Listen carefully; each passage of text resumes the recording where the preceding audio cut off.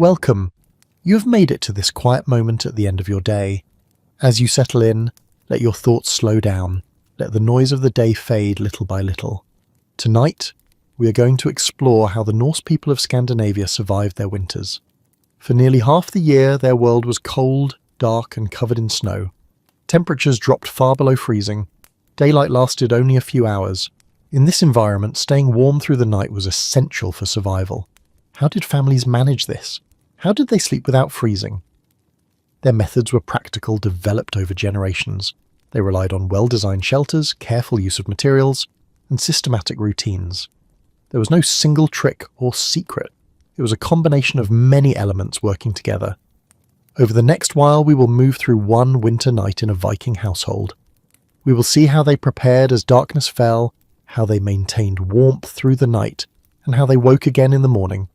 So settle in, let the story unfold at its own pace. Winter days in Scandinavia were short. By mid-afternoon, the sun was already low on the horizon. By 3 or 4 in the afternoon, it was gone. The sun's path across the sky during winter was shallow and brief. It rose late, around 9 or 10 in the morning. It never climbed high. Even at its peak, the sun remained low, casting long shadows across the snow. The temperature dropped as soon as the sun disappeared. What had been cold became colder. Frost thickened on the surfaces. The air became sharp and still. This was the signal for outdoor work to end. Animals had to be checked and moved toward the shelter. Fuel had to be brought close to the dwelling. Water had to be collected before it froze solid. The transition from day to night happened quickly. Within an hour, full darkness arrived. Working outside after dark was difficult and dangerous. Most tasks had to be completed while some light remained.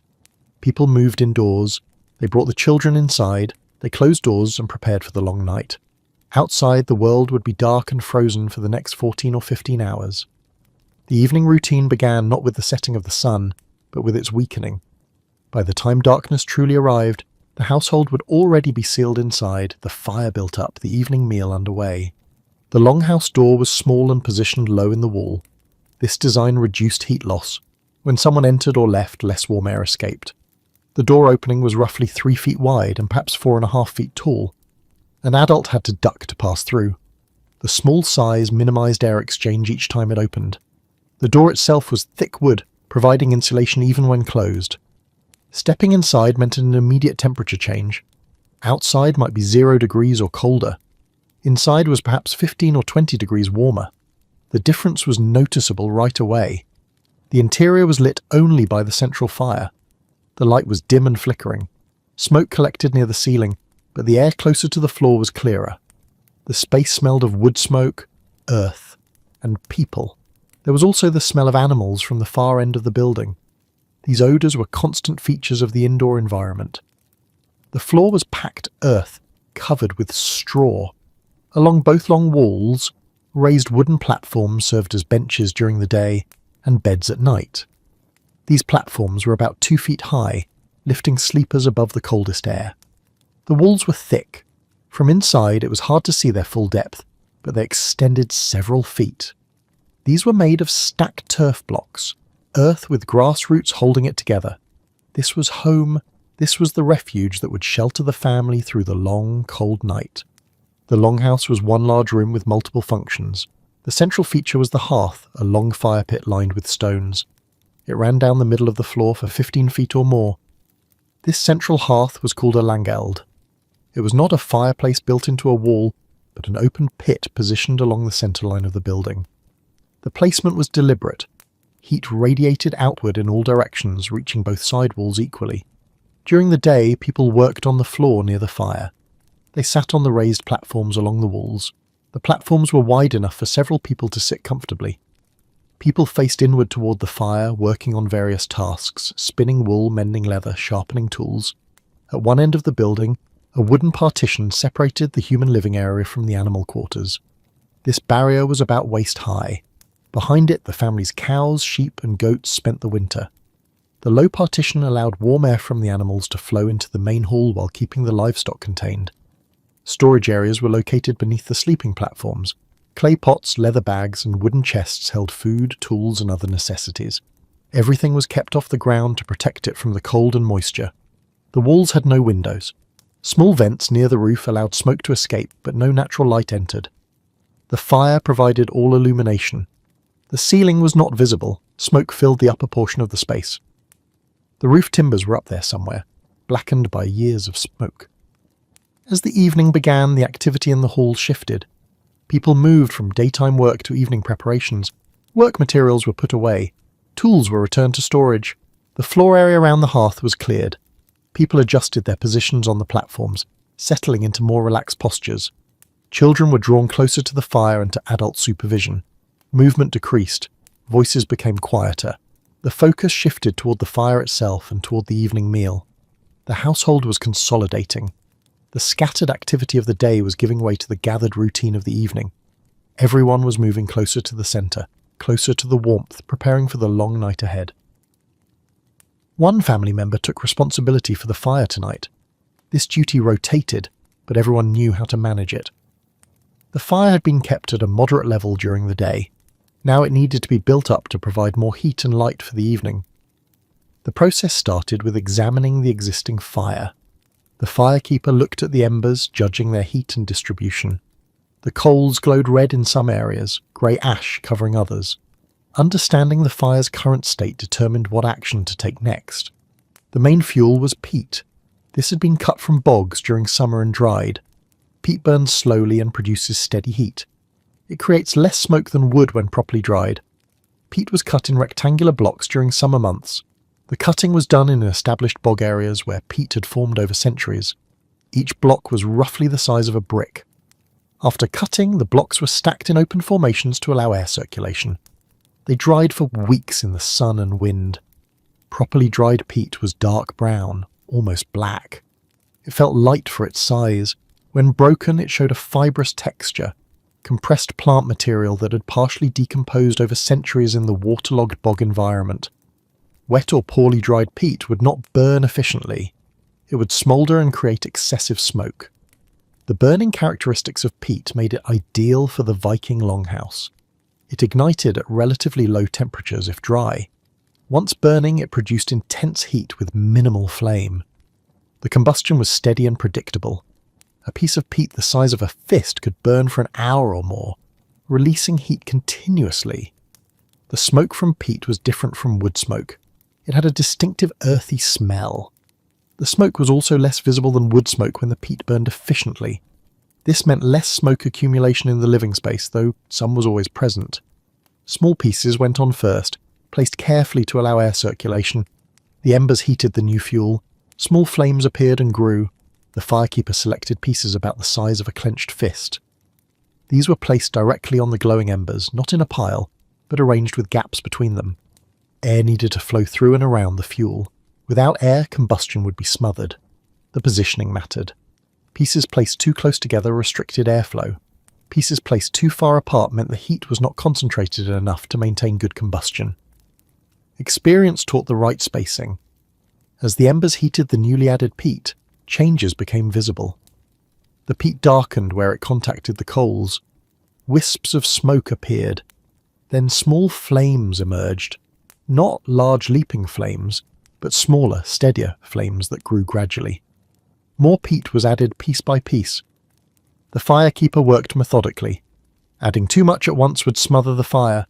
Adding too little would let it die down. Each addition was timed. Wait too long and the fire would weaken. Add too soon, and the previous addition had not established enough combustion to ignite the next. The firekeeper watched the flames and judged the right moment. The fire grew. Heat radiated from the stone-lined pit. Light increased throughout the hall. The flames were now visible along most of the hearth's length. Some wood was also added. Birch and pine burned hotter than peat but consumed faster. Wood was used for quick heat and better light during the active evening hours. Wood had been collected and stored during warmer months. Dead standing trees were preferred, already dried naturally. The wood was cut into manageable pieces and stored under cover to keep it dry through winter. Birch bark was particularly valuable.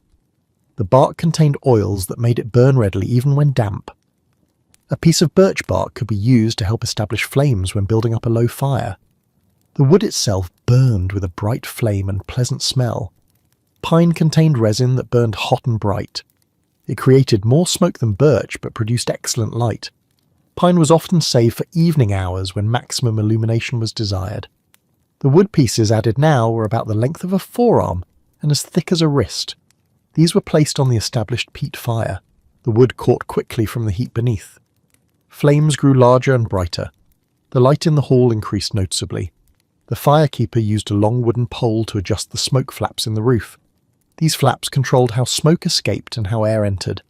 Proper adjustment kept the fire burning efficiently and reduced smoke in the living area. The smoke flaps were positioned near the peak of the roof where smoke naturally accumulated. Each flap was a wooden panel that could be moved from inside using poles. The poles were long enough to reach from floor level to the roof, perhaps 12 to 15 feet.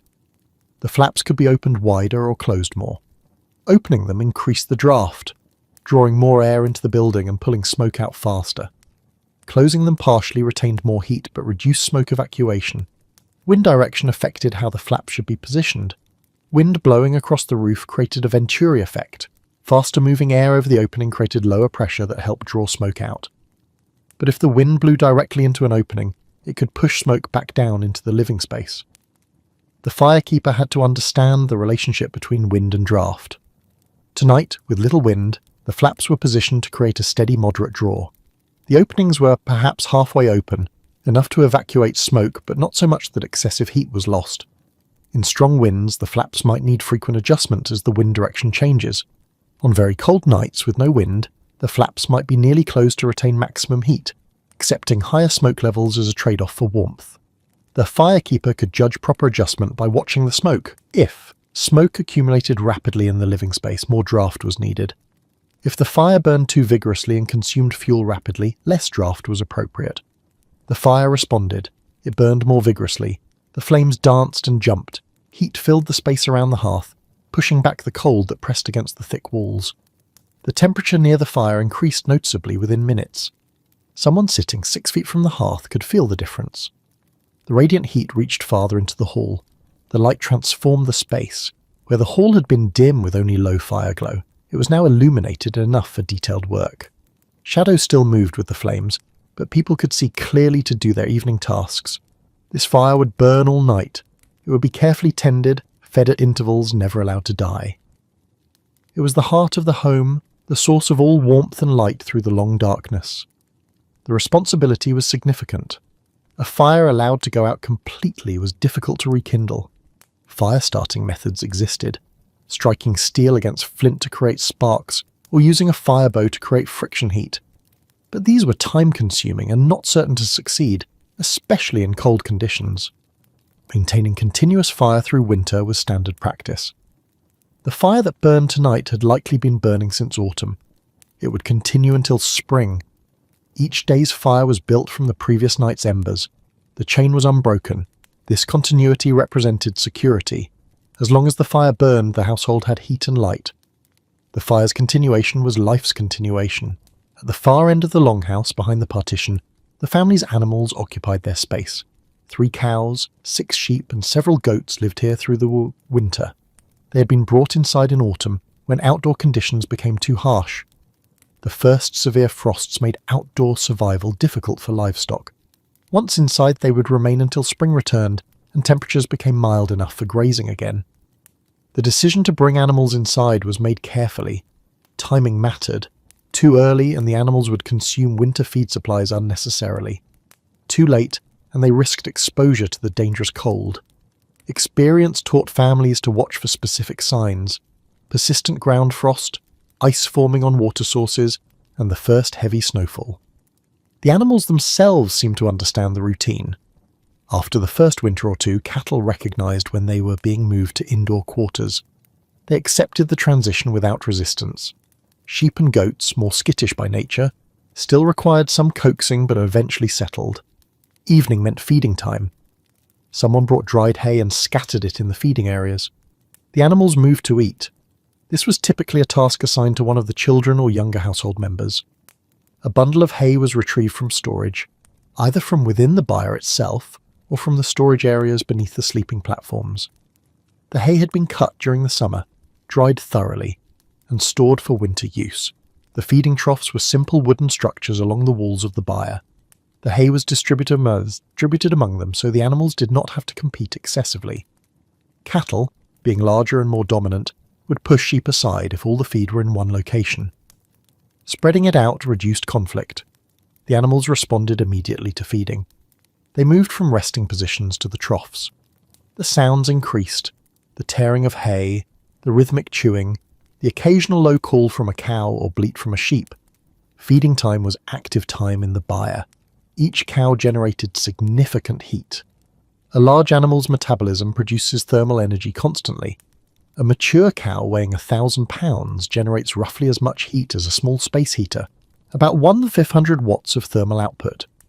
3 cows created a substantial heat output, equivalent to a significant heating system. This heat production was continuous and automatic. The cows did not need to be doing anything active. Simply maintaining body temperature and digesting food created this thermal energy. At night, when the animals rested, the heat production continued at nearly the same rate. The sheep and goats added to this effect. Though smaller individually, together they contributed measurably.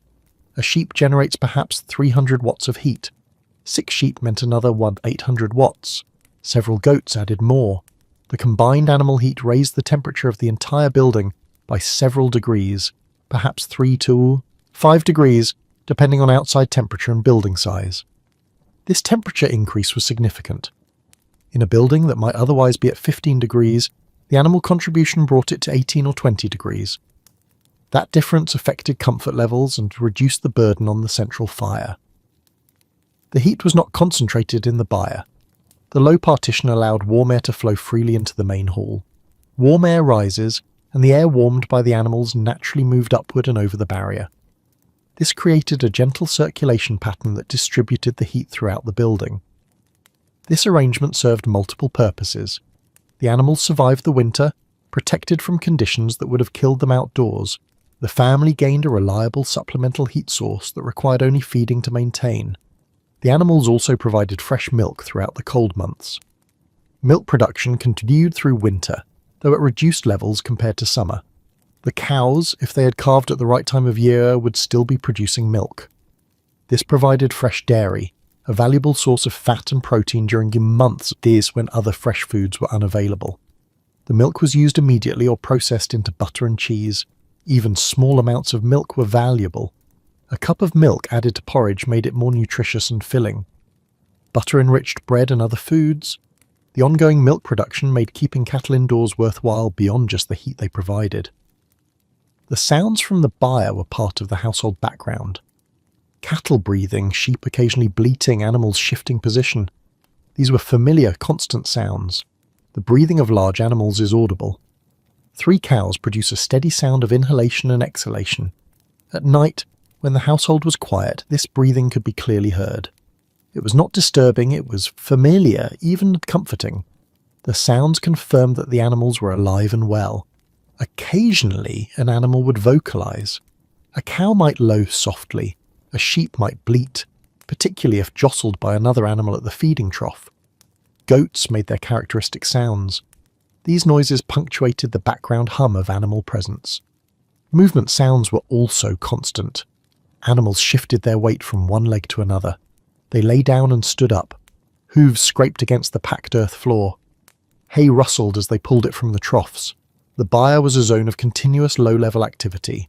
The partition allowed air circulation between the 2 spaces. Warm air from the animals flowed into the main hall. The family could also monitor the livestock easily through the low barrier. The waist-high partition meant that anyone standing in the main hall could look over into the byre. Visual monitoring was simple. A glance confirmed that animals were eating normally, that none appeared sick or injured, that all were present and accounted for. This easy monitoring was important. Livestock represented significant wealth. A cow was a major asset. Losing one to illness or injury was a serious economic blow. Regular observation allowed problems to be spotted early. An animal not eating might be becoming sick. One lying down excessively might be injured. Constant monitoring protected the family's investment. The open top of the partition also meant that communication across the barrier was easy. Someone working in the main hall could speak to someone tending animals in the byre without difficulty. Instructions could be given, questions asked, problems reported. all without physically moving between the spaces. This system demonstrated efficient use of resources. Nothing was wasted. The animals that would provide food, milk, and wool also contributed to heating the home. The efficiency was characteristic of Viking survival strategies. Every element served multiple purposes. The livestock were not just future food or sources of milk and wool, they were active participants in the household's thermal management system during the months when survival depended on maintaining adequate warmth. The arrangement also demonstrated understanding of thermodynamics, though not in those terms. The Vikings recognized that large animals generated heat and that this heat could be captured and used. The design of the longhouse, with its integrated byre and low partition, showed that this principle had been refined over generations. As the animals settled into their evening routine, their contribution to the household's warmth was already at work. The air temperature in the hall was measurably higher than it would have been without them. This difference would matter through the long night ahead. With the livestock fed and settled, attention returned to the human side of the partition. The evening meal was the next focus, and preparation for it was already underway. With the fire built up, food preparation began. The evening meal was important for nutrition, but also for warming the body before sleep. An iron cauldron hung from a chain over the fire. It had been in place all day but was now filled for cooking. The cauldron was a valuable piece of equipment. Iron was expensive and required skilled metalworkers to produce. A household's cauldron might be used for decades, passed down through generations. The size varied, but a typical family cauldron held perhaps 2 to 3 gallons. The iron was thick enough to withstand the heat of the fire without cracking or warping. The cauldron had a rounded bottom that fit naturally over the fire. 3 short legs on some cauldrons allowed them to stand directly in the coals, though this cauldron hung from a chain. The chain was also iron, forged with links strong enough to support the weight of the cauldron plus its contents, perhaps 40 or 50 pounds total when full. The chain attached to the cauldron's handle, a curved iron bar riveted to the cauldron's sides. The upper end of the chain attached to a wooden beam that spanned above the hearth. This beam was positioned high enough that the hanging cauldron was at the right height over the fire. The exact height could be adjusted by changing which link of the chain was hooked to the beam. The household's cook retrieved ingredients from storage: salted pork, preserved since autumn butchering, root vegetables stored in sand, turnips, carrots, onions, barley grain from a sealed container. The pork had been butchered months earlier, during late autumn when temperatures dropped enough to prevent spoilage during processing. The meat was cut into portions and packed in salt.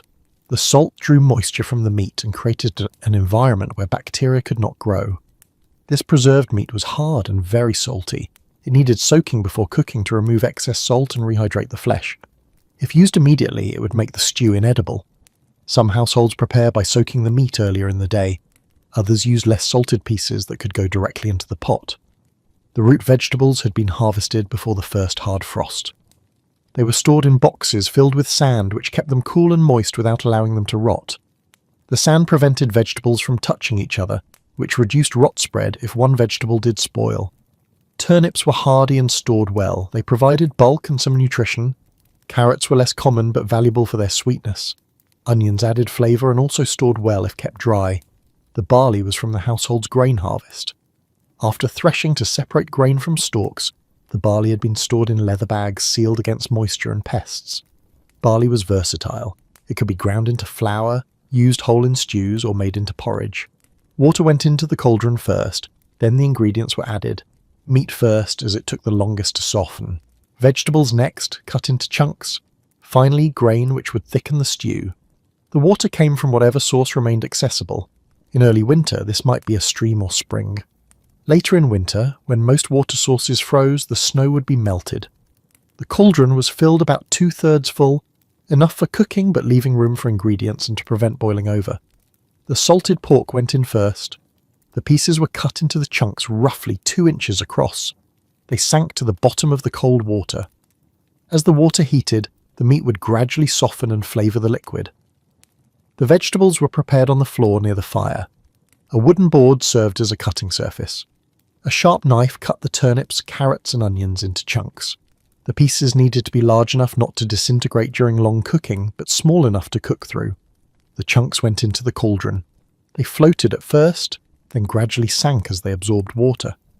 The water level rose with each addition. Finally, the barley was added. A wooden scoop measured out perhaps 2 cups of grain, the barley scattered across the surface, the individual grains slowly sinking. The barley would absorb water and swell during cooking, thickening the stew into a hearty consistency. This stew, called scouse, would simmer for several hours. The long cooking time broke down tough meat and blended flavours. The term scouse referred to this type of one-pot meal, meat, vegetables and grain cooked together. It was standard fare during winter. The exact contents varied based on what was available, but the concept remained the same. The cauldron hung at a height where the fire's heat reached it steadily, but the flames did not touch it directly. The water began to warm. Small bubbles appeared on the bottom of the cauldron. Steam started to rise from the surface. As the temperature increased, more bubbles formed. Eventually, the liquid reached a simmer, not a rolling boil, but gentle bubbling. This temperature was maintained for hours. The low, steady heat slowly cooked everything. The meat fibres gradually broke down, becoming tender. The vegetables softened. The barley absorbed liquid and released starch, thickening the broth. The salt from the meat seasoned everything. The onions provided aromatic flavour. The long cooking integrated all the flavours. What started as distinct ingredients became a unified stew. The liquid became rich with dissolved proteins and starches. The texture became thick and satisfying. The meal was deliberately high in calories and fat. This was practical. The body needed fuel to generate internal heat. Fat and protein provided sustained energy that would last through the night. Fat contains more than twice the calories per weight as protein or carbohydrate. The pork fat in the stew provided concentrated energy. A serving with good fat content could contain 500 calories or more. Protein from the meat supported muscle function and provided amino acids for body maintenance. The metabolic processing of protein also generates heat as a byproduct. Carbohydrates from the barley and vegetables provided glucose for immediate energy needs and glycogen storage for overnight metabolic requirements. The combination created a meal optimized for cold weather survival. It was not about taste, though the stew was flavorful. It was about providing the fuel the body needed to maintain temperature through a long, cold night. Flatbread had been prepared earlier on hot stones. It would accompany the stew. Butter from the family's cows would be available as well. Flatbread was made from barley or oat flour mixed with water into a dough. The dough was formed into thin rounds and cooked on flat stones positioned near the fire. The stones were heated until they could cook the bread, hot enough that a drop of water would sizzle immediately. The bread cooked quickly on the hot stones, perhaps 2 to 3 minutes per side. It emerged crisp and slightly browned. Made without leavening, it was dense but filling. Butter added calories and made the bread more palatable. The butter was made from cream skimmed from the cow's milk. The cream was churned, agitated until the fat globules separated from the liquid. The resulting butter was salted for preservation and stored in sealed containers. Some households also made porridge as a supplement. Oats or barley boiled with water and enriched with butter.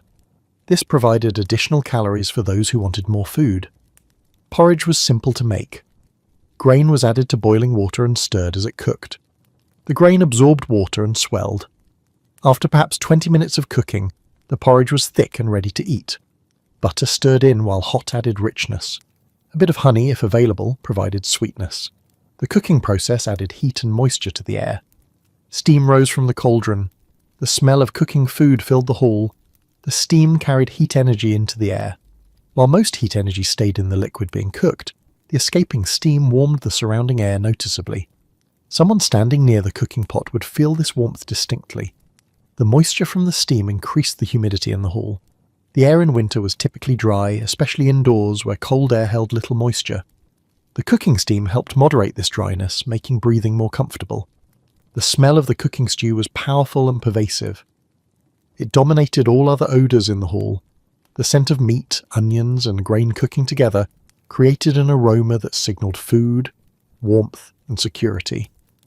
For people who had been smelling wood smoke and earth all day, the cooking smell was a welcome change. The smell also stimulated appetite. The body's response to food aromas included increased saliva production and digestive preparation. By the time the stew was ready, everyone was hungry and ready to eat. The meal would be eaten communally, with the household gathered around the fire. This was standard practice during winter evenings. Eating together reinforced social bonds and ensured everyone received adequate nutrition. As the stew cooked, family members naturally moved toward the central fire. This was the warmest location and the social centre of the home. The gathering was gradual but consistent. As individuals finished their tasks in other parts of the hall, they migrated to positions near the hearth. The pull was both physical, seeking warmth, and social, seeking company. People continued working on small tasks. Leather needed mending. Tools require sharpening. Wool could be spun. These activities could be done while sitting near the heat. A man might sit on the sleeping platform with a knife and whetstone, sharpening the blade with practiced strokes. The repetitive motion required little concentration, allowing him to participate in conversation while working. A woman might have a spindle and a distaff, continuing the endless work of turning wool into thread.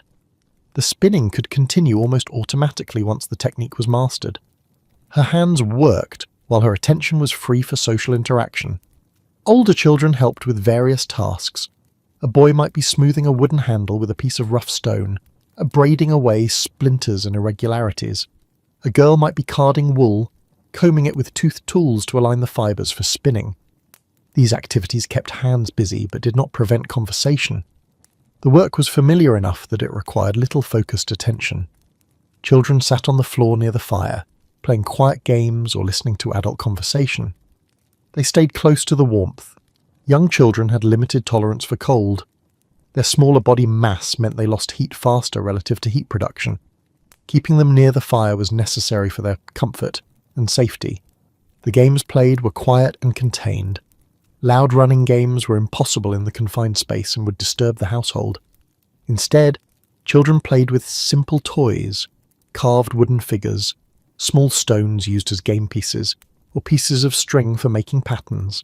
Some children simply listened to the adults. They absorbed the conversations, the stories, the rhythms of winter evening life. This was their education, observing, listening, and gradually learning the patterns of their culture. The household included parents, children, grandparents, and possibly unmarried relatives or servants. All lived together in this single space. Privacy was not part of the arrangement. A typical household might number 8 to 12 people. 2 parents formed the core. Several children of varying ages, perhaps 4 or 5, represented the next generation. 1 or both grandparents might live with the family if still alive. An unmarried adult sibling or a servant who worked for the family might complete the household. Everyone had a place in the social hierarchy. The head of the household, typically the senior man, had ultimate authority over household decisions. His wife managed domestic operations and had authority over indoor work. Elders were respected and consulted. Children occupied the lowest status, but were valued for their labour and as future adults. This hierarchy was visible in the spatial arrangement. The head of household occupied a position near the fire's warmest zone. His wife sat nearby. Elders were positioned favourably. Children and servants occupied peripheral positions or moved between spots as needed. Conversation was part of the evening routine. People discussed the day's work, made plans for the next day, and shared information. This social interaction was important during the long months of winter confinement. Topics varied: plans for the next day's work, what needed doing, who would do what, observations about the animals, which cow seemed to be producing less milk, and whether the sheep appeared healthy. Comments about the weather, how cold it felt, whether snow seemed likely. Stories from the past came up. Someone might recall a previous winter that had been particularly harsh or particularly mild. Memories of family members no longer present might be shared. These recollections kept the past alive and reinforced family identity. Information from outside the household was valuable. If someone had encountered a neighbour during the day, news would be shared. Word about other families, community plans, or unusual occurrences spread through these evening conversations. Conflicts or tensions were addressed. In close quarters, disagreements were inevitable. The evening gathering provided an opportunity to discuss and resolve issues before they escalated. The presence of the entire household encouraged measured responses and collective problem-solving. The fire provided the focus. Everyone is oriented toward it. The heat it produced made the evening bearable. Without it, the space would quickly become too cold to occupy comfortably. The fire was both a literal and a symbolic centre. Literally, it was the heat source. Symbolically, it represented home, safety, and community. The household gathered around it as they would around no other feature of the longhouse. The flickering light created a particular atmosphere. Faces were lit from below and from the side, creating shadows that moved with the flames. The effect was intimate and slightly mysterious. Features were visible but not harshly illuminated, as they would be in bright daylight. The warmth was strongest near the fire and diminished with distance. People naturally clustered within the zone of good warmth, perhaps within 8 to 10 feet of the hearth. Beyond that, the temperature dropped enough that sitting was less comfortable. The gathering also served to keep everyone in the warmest zone of the building. Rather than spreading out into colder areas, the household clustered where the heat was strongest. This reduced individual discomfort and reduced the heating burden on the fire. If people had spread throughout the hall, the fire would need to be much larger to warm all those areas adequately. By clustering, they allowed the fire to work efficiently. The concentrated heat served everyone adequately. This pattern would continue for several hours, working on small tasks, talking, staying close to the fire's warmth.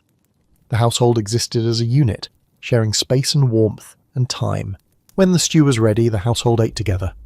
Wooden bowls were distributed. The cook ladled stew into each bowl. The bowls were simple wooden vessels, carved from single pieces of wood. Each bowl was roughly the size of 2 cupped hands. The wood was smoothed from use but showed wear, small scratches and darkened areas, where hands had held it thousands of times. Each household member had a customary bowl. These were not marked or decorated in most households, but people knew which bowl was theirs through familiarity. The slight variations in size, shape, and wear pattern made each bowl distinctive. The distribution followed household hierarchy. The head of household received his bowl first, then his wife, then the elders, then other adults. Children received theirs last. This order reinforced social structure while ensuring everyone was served. The cook used a wooden ladle to transfer stew from the cauldron to the bowls. The ladle was deep enough to bring up both liquid and solid pieces, meat, vegetables, grain. Each serving aimed to include a fair portion of everything. The portions were substantial. The bowl might be filled 3/4 full, enough to be filling, but not so much that it would cool too quickly. A serving likely contained 12 to 16 ounces of stew. The food was hot. Steam rose from each serving. The temperature of the food itself provided immediate warming. The sensation of eating something hot was comforting in the cold environment. The first bite or spoonful would be almost too hot to consume comfortably. People learned to blow on the food or wait briefly before eating. As the meal progressed, the food cooled to a more comfortable temperature, but remained warm throughout most of the meal. Eating utensils were simple. Most people used a wooden spoon. Some might eat directly from the bowl, drinking the liquid and using camengers or pieces of bread to extract solid pieces. The method was practical rather than refined. Wooden spoons were carved from single pieces of wood. The bowl of the spoon was relatively shallow, more like a modern dessert spoon than a soup spoon. The handle was short and thick, easy to grip. The spoon showed wear from use. The bowl end was worn smoother than the handle. The stew was thick and rich. The fat from the pork provided concentrated calories. The vegetables and grain added substance.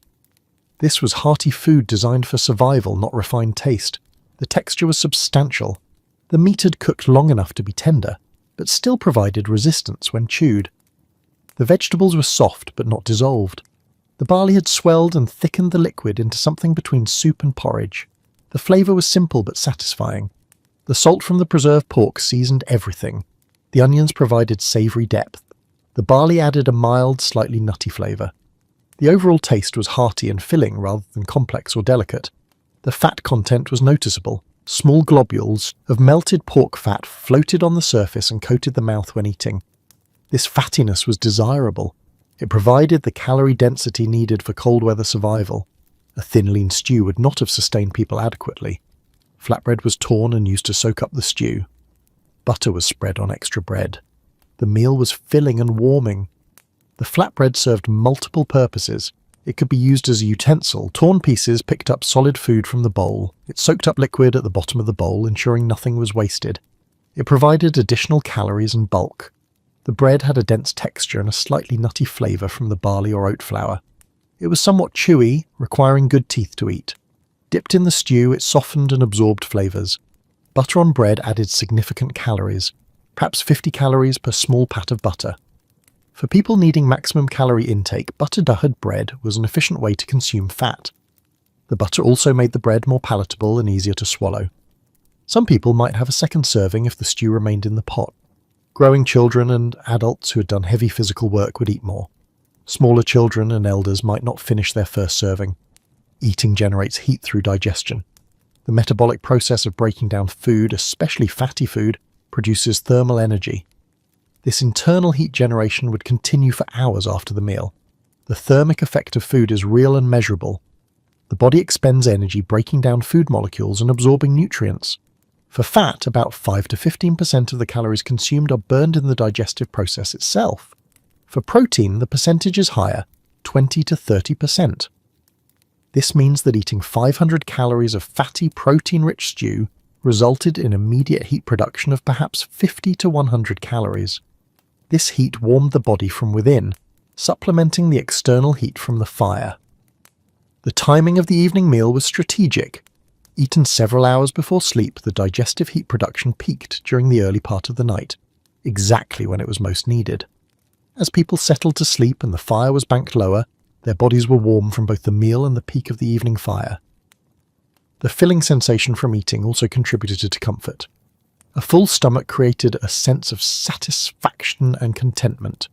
This psychological comfort combined with physical warmth to create optimal conditions for the evening's remainder. The evening meal was the main meal of the day. It provided the caloric input that would fuel the body through the long night. In winter, when outdoor work was limited and daylight was brief, this meal might account for half or more of daily calorie intake.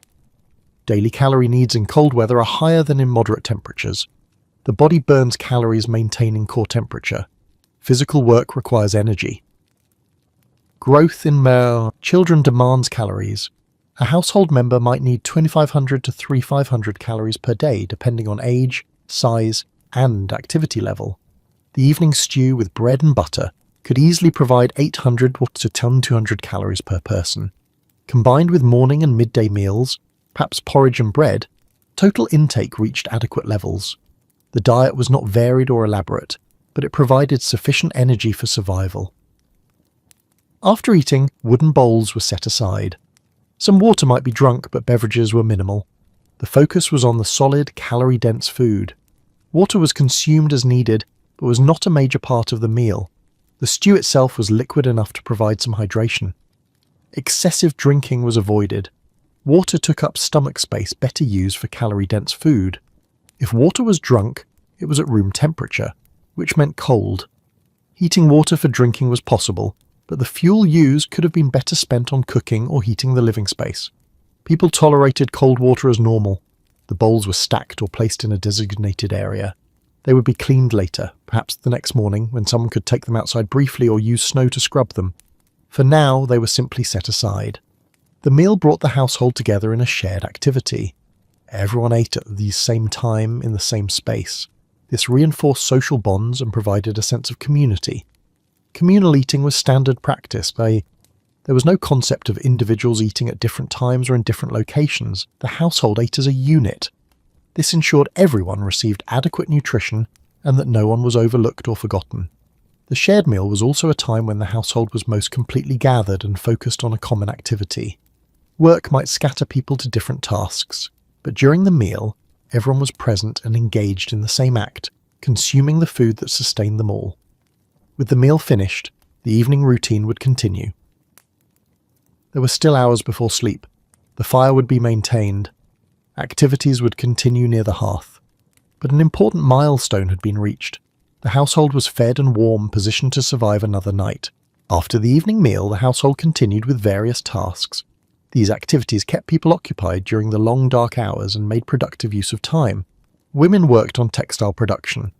This included spinning wool into thread, weaving thread into cloth, or sewing and mending garments. These tasks required good light, so they were done close to the fire. Spinning was continuous work during winter months. A woman would sit with a distaff holding prepared wool fibres and a spindle for twisting them into thread. The work was repetitive but required attention. A skilled spinner could produce substantial lengths of thread in an evening. Sewing and mending happened constantly. Clothing wore out from use. Tears needed repair. A woman might sit with a wool tunic across her lap, stitching with a bone or metal needle and wool thread. Men sharpened tools, repaired equipment, or worked on wooden items. Knives needed edges. Axe handles needed smoothing. Broken tools needed fixing. Much of this work could be done while sitting near the warmth. A man would sit with a whetstone, drawing the blade across it repeatedly. The scraping sound was distinctive. Wooden items could be shaped from prepared wood, handles for tools, bowls, or simple repairs. Children might help with simple tasks or play quiet games. Older children could spin wool or help with basic repairs. Younger ones stayed close to adults, absorbing the patterns of winter evening life. Even small children contributed. Holding materials steady or fetching tools from storage freed adult hands for detailed work. These small contributions taught children that everyone had a role. These activities served multiple purposes. They were productive. Necessary work was accomplished. They were social. People worked alongside each other and talked.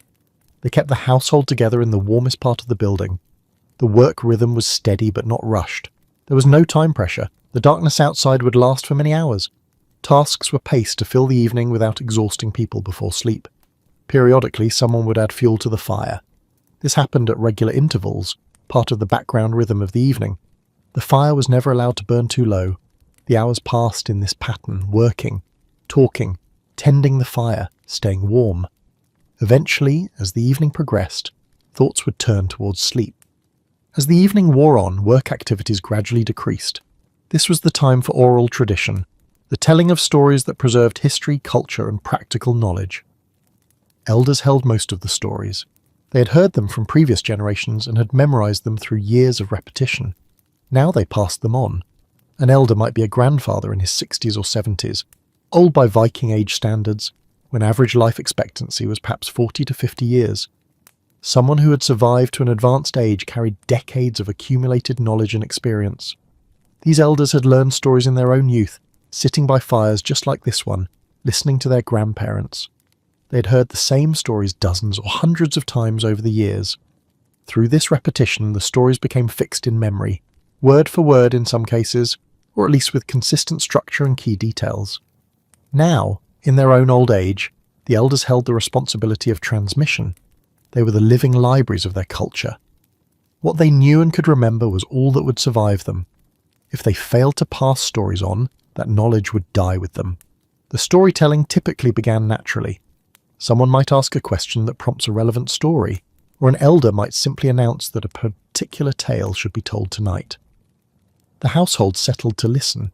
Stories served multiple functions. Some were entertainment, tales of heroes, gods, and mythical events from Norse tradition. These held attention and made the evening pass more pleasantly. The Norse sagas and myths were rich with dramatic narratives. Stories of the gods, Odin's acquisition of wisdom, Thor's battles with giants, and Loki's tricks and betrayals, provided entertainment while also conveying religious beliefs and moral lessons. Heroic sagas told of legendary warriors and leaders. These stories featured battles, feuds, journeys to distant lands, and tests of courage and honor. The narratives were exciting, filled with action and conflict. They held the attention of listeners, particularly children and young people. The entertainment value was real. In an environment with no books, no visual entertainment, and limited social contact outside the household, stories were precious. A good storyteller could transport listeners to other times and places, providing mental escape from the confines of the winter longhouse. Other stories contained practical information embedded in narrative form. A tale about a hunting expedition might teach animal behavior and weather prediction. A story about a harsh winter might describe survival techniques. These practical stories were subtly educational. Rather than direct instruction, when tracking elk, look for these signs. The information was embedded in narrative. Gunnar followed the elk through the snow, noticing how the tracks were deeper on one side where the animal favoured its good leg. A story about surviving an unexpectedly harsh winter might describe how a family rationed their food supplies, made use of alternative fuel sources, or kept spirits up during months of confinement. Listeners absorbed this information as part of an engaging story, rather than as dry instruction. Stories about sea voyages contained navigation knowledge, how to read the stars, interpret wave patterns, and judge distance from land by observing birds and debris. This information was preserved in narrative form, making it memorable and accessible. Historical narratives preserved the memory of real events.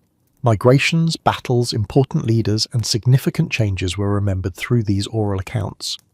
Without written records, this was how history was maintained. The Vikings had no widespread written historical tradition. Runes existed and were used for short inscriptions, but extensive historical writing did not develop until later. Before then, history lived in the memories of those who told stories. These historical narratives preserved collective memory. Where did the family come from originally? What important events had shaped their community? Who were significant ancestors? These stories provided cultural identity and continuity with the past. Some historical stories reach back generations. An elder might tell of events that happened before his own birth, stories he had heard from his grandmother, who had heard them from her grandfather. This created chains of memory stretching back perhaps a century or more. The accuracy of these oral histories varied. Core details, names, major events, significant outcomes were likely preserved reasonably well. Minor details and exact sequences were more subject to alteration over time, but the existence of the tradition meant that important historical knowledge was not entirely lost. The storytelling format made information memorable. Details were more likely to be retained when embedded in narrative form. Young people learned by hearing the same stories repeated year after year. Memory researchers have confirmed what oral cultures knew intuitively. Narrative structure aids retention. Information organized into a story with characters, sequence, and causation is remembered better than isolated facts. The repetition was key. A child might hear the same story 5 or 10 times over the course of their childhood. Each hearing reinforced the memory. By adulthood, the story was deeply embedded. When they became elders, they could reproduce it accurately for the next generation. The stories also used poetic devices that aided memory. Alliteration, rhythmic patterns, repeated phrases, these features made the language more memorable. Some stories were told in verse, which imposed additional structure that helped fix the words in memory. Children listened carefully. They were expected to remember these stories and eventually tell them to the next generation. This was their education, oral, communal, and continuous. For children, this was not passive entertainment. It was active learning. They were not merely being amused, they were being prepared for their future roles as carriers of cultural knowledge. Older children might be asked to repeat parts of a story they had heard. This tested their retention and began their practice as storytellers. A grandfather might say, "Now you tell the part about when Ragnar's ship encountered the storm."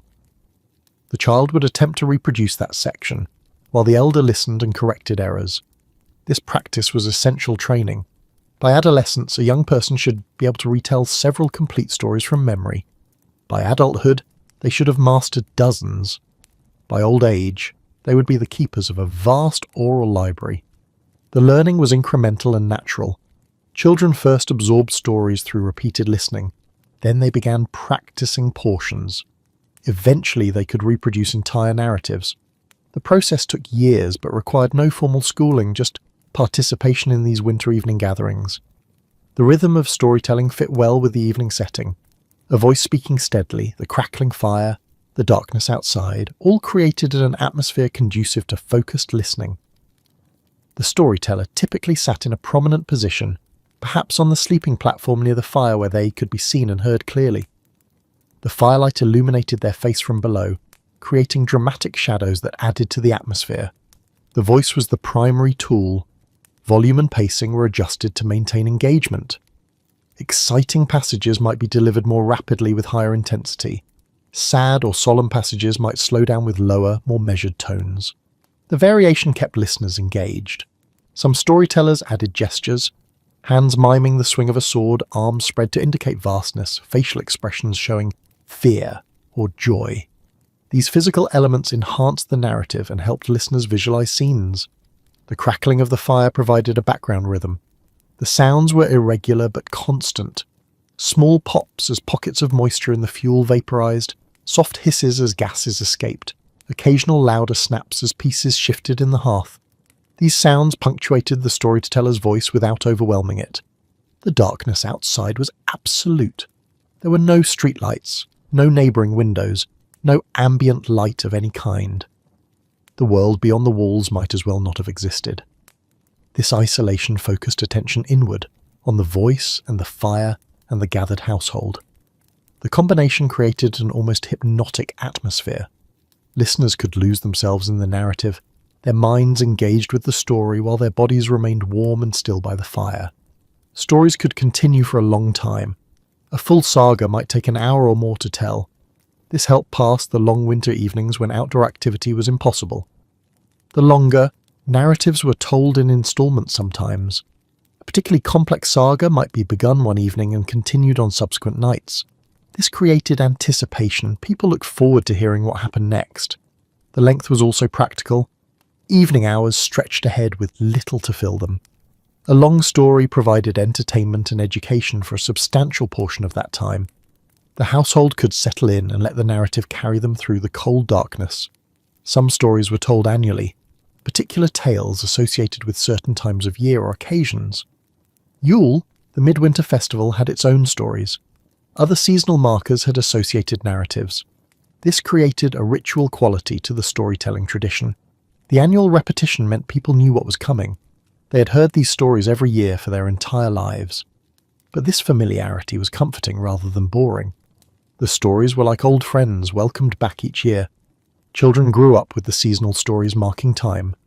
The telling of a particular tale meant it was a certain point in the winter. This helped create temporal structure in the long dark months when one day blended into another. The social aspects of winter storytelling created opportunities for community bonding that helped maintain positive relationships during the stressful period of winter confinement. Shared laughter, emotional responses to familiar narratives, and the comfortable intimacy of firelit gatherings helped families and communities maintain the social cohesion essential for successful winter survival. Listening together created a shared experience. When something exciting or dramatic happened in a story, the household responded together, leaning forward, gasping, laughing. These shared emotional moments strengthened bonds between people. The storytelling also provided a framework for discussing values and behaviour. After a story about a heroic figure, conversation might turn to what made someone brave or honourable. Stories about conflicts might prompt discussion about proper ways to resolve disputes. The narratives provided material for moral education. For people confined together for months, maintaining good relationships was essential. The storytelling tradition provided a structured time when everyone participated in a shared positive activity. This helped prevent the conflicts and tensions that could arise from prolonged close quarters. By mid-evening, the fire reached its peak output. It had been built up after sunset and maintained throughout the meal and evening activities. Now it burned strong and steady. The flames rose a foot or more above the stone-lined hearth. The light illuminated the central portion of the hall. Shadows moved on the walls as flames shifted. The height and vigour of the flames indicated peak combustion. The fuel, peat and wood, was burning efficiently. Oxygen was adequate. Heat output was at its maximum for the evening. The flame patterns varied with the type of fuel. Wood produced taller, more active flames that leaped and danced. Peat created lower, steadier flames that moved more slowly. The combination created complex, ever-changing patterns of light. The light quality was warm, with yellow and orange tones dominating. This warm light was flattering to skin tones and created a comfortable atmosphere. Unlike the harsh blue-white light of daylight, firelight was soft and forgiving. The illuminated area extended perhaps 12 to 15 feet from the hearth in all directions. Within this zone, visibility was good enough for detailed work. People could see each other's faces clearly, could work on crafts requiring precision, and could move about safely. Beyond this central zone, the light faded gradually. The sleeping platform areas received some light, but were dimmer.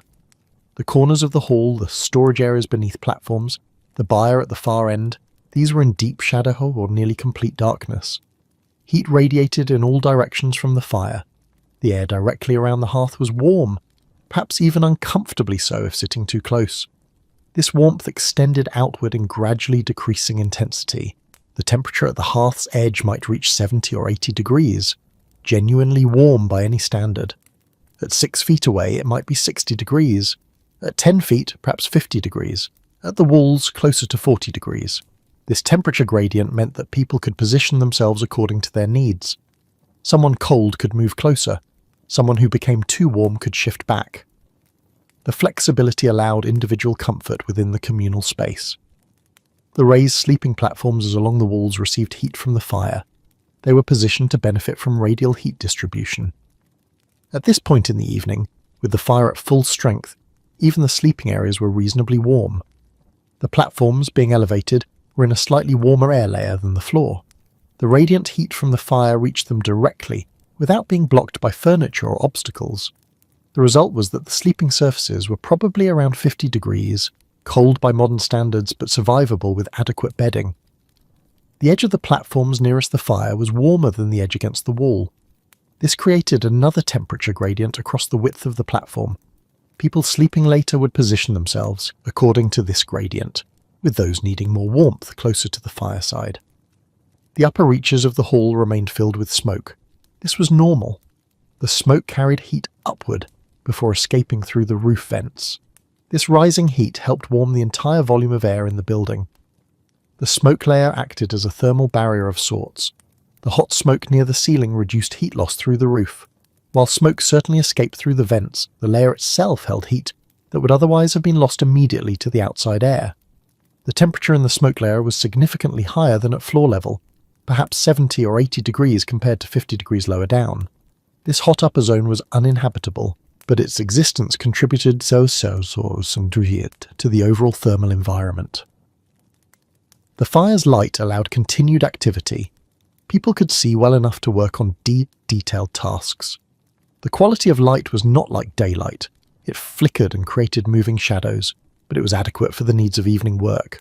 Spinning could continue by firelight. The spinner could see the wool fibers clearly enough to maintain consistent thickness. Weaving was possible, though more challenging. The firelight could make it harder to detect errors in the pattern. Sharpening tools was manageable. A person could see the blade edge well enough to maintain the correct angle against the whetstone. Carving wood was possible for simple shapes, but detailed work might be left for daylight hours. Sewing and mending were at the limits of what firelight allowed. Threading a needle was difficult in the flickering light. Following stitch lines on dark wool was challenging. But simple repairs, reattaching a leather strap or stitching a large tear were feasible. This was the warmest the longhouse would be all day. The fire at full strength, the room filled with people generating body heat, the animals adding their warmth from behind the partition, all combined to create the most comfortable conditions. The combined heat output was substantial. The fire might produce 10,000 to 15,000 BTUs per hour at full burn. The animals contributed perhaps another 5,000 BTUs. The 10 or so people in the household added roughly 2,000 BTUs from their collective body heat. Together, these sources produced perhaps 20,000 BTUs per hour or more. This heat output raised the interior temperature well above outside temperatures. If it was 0 degrees outside, the interior might average 50 degrees, a difference of 50 degrees maintained by this combination of heat sources. The thick walls prevented rapid heat loss. Their thermal mass meant they warmed slowly, but also cooled slowly. The walls had absorbed heat during the day and evening, and now radiated some of that heat back into the interior, helping maintain the temperature. The turf walls, several feet thick, had a high thermal mass. The outer surface might be near the outside temperature, but the inner layers were warmer. The temperature gradient through the wall thickness meant the inner surface was significantly warmer than the outside air, radiating heat inward rather than conducting cold inward. Later, as people prepared for sleep, the fire would be banked down. But for now, it burned strong, the glowing heart of the home. The fire's current state represented peak comfort and security. The household was warm, fed, and gathered together. The night's dangers, cold, darkness, isolation, were held at bay by the fire's power. This moment of peak warmth was appreciated, even if not consciously acknowledged. People had been cold during the day, working outdoors or in cold parts of the building. Now they were genuinely warm, perhaps even comfortable. The contrast made the warmth more precious. The fire also represented continuity. This was not a new fire, but the continuation of a fire that had burned for months. Tomorrow it would burn again. This fire connected them to yesterday and to tomorrow, to the past and the future. As long as it burned, they survived. As the evening progressed toward night, the youngest children were prepared for sleep first. They needed more rest than adults and were more vulnerable to cold. Parents checked the sleeping platform areas. The bedding had been arranged during the day, but now it was examined to ensure everything was in place for the night. Children were dressed in their sleep clothing. This was not specialized nightwear, but simply their undergarments, linen or light wool tunics. These were kept on. Removing clothes would mean losing the warmth they provided. The children were directed to the sleeping platforms. These were along the walls raised above the floor. The elevation helped. Cold air settled at floor level, so being higher meant being warmer. Younger children would sleep between adults. This positioning was deliberate. Adult bodies generated more heat. A child placed between two adults would be kept warm by their body heat throughout the night. The children climbed onto the platform and moved under the layers of bedding. This consisted of furs and woolen blankets stacked to provide insulation from above and below. Parents tucked additional coverings around the children. The goal was to trap body heat in a small space around each child. The fur and wool created insulating layers. The children settled into position. They were accustomed to this routine. It happened every night during winter. The familiar process was calming. With the children in place, the adults would continue their evening activities for a while longer. But the process of preparing for sleep had begun. The sleeping platforms required careful arrangement to maximize warmth. This was done each evening as part of the routine preparation for the night. The base layer was straw. This had been spread on the wooden platform surface. It provided cushioning, but more importantly, created an insulating barrier between sleepers and the cold wood. On top of the straw came animal skins with the fur side up. Sheepskins were common. The dense wool provided excellent insulation. A person lying on a sheepskin would be insulated from any coldness of the platform below. More furs were layered on the top. These might be additional sheepskins, or in wealthier households, furs from wild animals. Reindeer, bear or wolf pelts all provided superior insulation. The thicker the fur, the better it trapped heat. Woolen blankets came next. These were heavy, densely woven textiles made from sheep's wool. Wool has the property of insulating even when damp, which was useful in the humid conditions of the longhouse. The arrangement created multiple insulating layers. Each layer trapped air, and trapped air is an effective insulator. The combination of materials created a warm sleeping environment. The edges of the furs and blankets could be pulled up and wrapped around sleepers. This created an envelope effect surrounding the body with insulation on all sides. In some households, wooden panels and curtains created enclosed sleeping spaces. These box beds provided an additional layer of protection by containing the sleeper's body heat in a smaller volume. The bedding arrangement was the same night after night. Everyone knew the system and their place within it. With children settled, the adults continued their evening routine for a while longer. But eventually they too prepared for sleep. The timing varied somewhat from night to night. On some evenings, if the household was particularly tired from heavy work, adults might retire earlier. On others, if stories were being told or the conversation was engaging, they might stay up longer. But eventually fatigue and the practical need for rest won out. The transition was marked by people finishing their tasks. A woman would complete the section of mending she was working on and set it aside. A man would finish sharpening a blade and return it to storage. Work materials were put away. The focus shifted from productivity to rest. The household members moved to the sleeping platforms. Each person had a customary position. This arrangement was established by family hierarchy and practical considerations. The sleeping positions were not arbitrary. They had been worked out over time based on who needed the most warmth, who generated the most heat, and how family relationships were structured. Everyone knew their place. There was no discussion or negotiation each night. The arrangement was fixed. Elders got positions closest to the fire. The warmest spots went to those who needed them most. Older people generated less body heat and felt cold more acutely. An elderly grandmother or grandfather would sleep in the position on the platform nearest the central hearth. This might be only 6 or 8 feet from the fire, close enough to receive significant radial heat throughout the night. This proximity made a real difference in their comfort and safety. Older bodies have a slower metabolism. They produce less internal heat. They also have less insulating body fat in many cases. An elder sleeping in a cold position might not survive the night, or at least would suffer considerably. Giving them the warmest positions was both practical and a mark of respect. The household accepted this arrangement without resentment.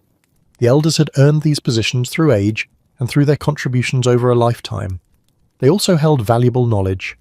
Keeping them comfortable and alive through winter was in everyone's interest. Younger adults took positions farther from the fire, or at the edges of sleeping groups. They could better tolerate slightly cooler temperatures, and their body heat helped warm those sleeping next to them. A man or woman in their 20s or 30s has a more robust metabolism. Their bodies generated more heat. They could function adequately in cooler positions. They were typically placed at the ends of sleeping rows or on the platform farther from the fire. These younger adults also served as thermal buffers.